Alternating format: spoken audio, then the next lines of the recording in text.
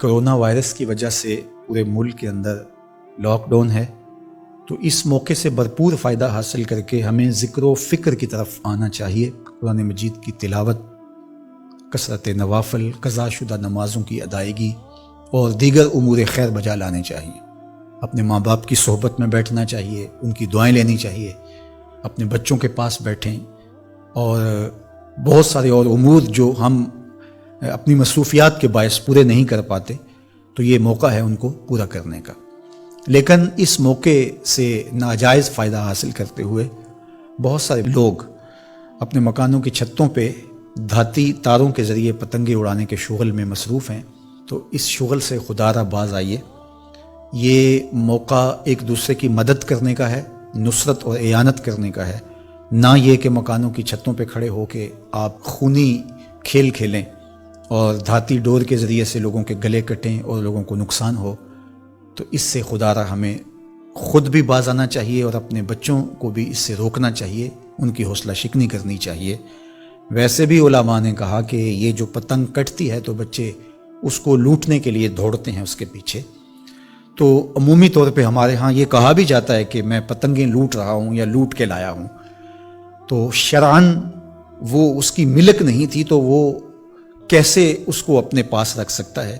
تو یہ ایسا گناہ ہے جس کو گناہ نہیں سمجھا جاتا، اور بچپن میں معصوم ذہن پر لوٹ مار کا تصور اس سے ابھرتا ہے، اور آج وہ پتنگ لوٹ کے لایا ہے تو کل بڑا ہو کے بڑا لٹیرا بنے گا۔ تو یہ ماں باپ کو سوچنا چاہیے کہ پتنگ لوٹنے کا عمل لوٹنے کی ایک مشق ہے، اور بچہ اس کو کوئی برائی نہیں سمجھ رہا اور اس کو گناہ نہیں سمجھ رہا، حالانکہ یہ مال لقطہ ہے، اور اگر کسی نے پتنگ لوٹ لی یا ڈور لوٹ لی تو ہمارے فقہا نے لکھا ہے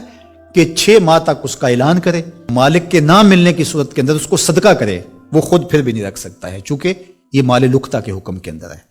تو عمومی طور پہ ہم بچے کو بھی شاباش دیتے ہیں، اس کو بڑا دلیر قرار دیتے ہیں کہ اس نے اتنی پتنگیں لوٹی، آج اس کا یہ کمال ہے۔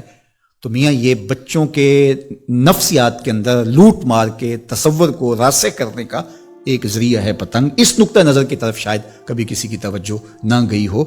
تو اس پہ بھی غور کرنے کی ضرورت ہے۔ میں تو یہ بات کہا کرتا ہوں کہ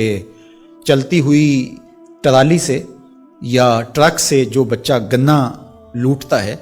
تو اس کو بچے کی بہادری اور فنکاری سمجھا جاتا ہے، لیکن آج جس نے گنا لوٹا ہے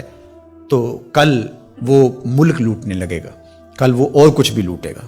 تو یہ چونکہ جب برائیاں شروع ہوتی ہیں تو بڑے پیمانے سے شروع نہیں ہوتی، چھوٹے پیمانے سے شروع ہوتی ہیں۔ تو پتنگ لوٹنے کا تصور لوٹ مار کی طرف لے جانے والا ہے،